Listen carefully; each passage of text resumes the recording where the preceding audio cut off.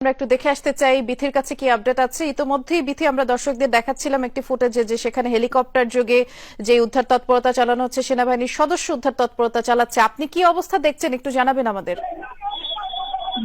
এখানের অবস্থা আসলে সামনে না দেখলে ভাবে প্রকাশ করা যাবে না।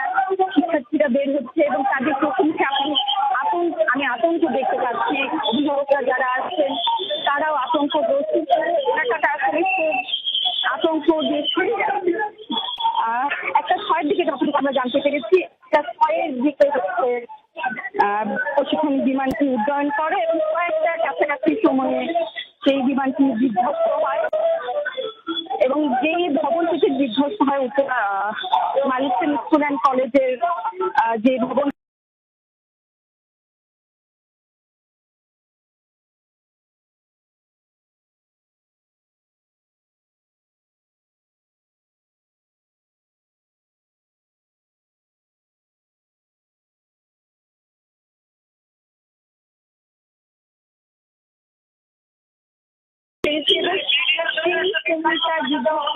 সেই সময়টা ছুটির মুহূর্ত ছিল।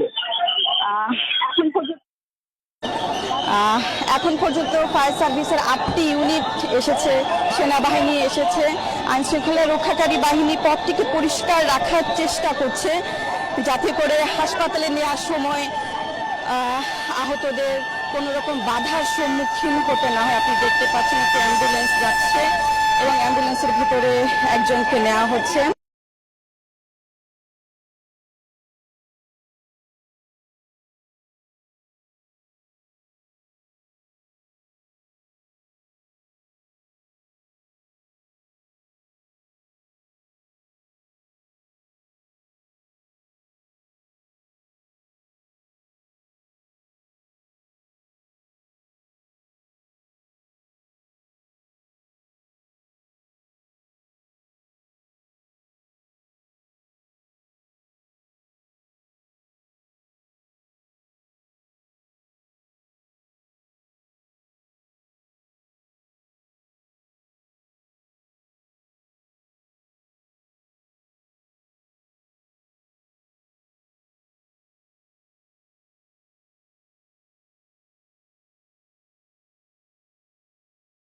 তার কারণ হচ্ছে একদিকে ব্যারিকেড দিয়ে রেখেছে যাতে করে উৎসুক কোনো জনতা যেন ভেতরে আসতে না পারে, যেটা ঘটনা ঘটলে উদ্ধার কাজ ব্যাহত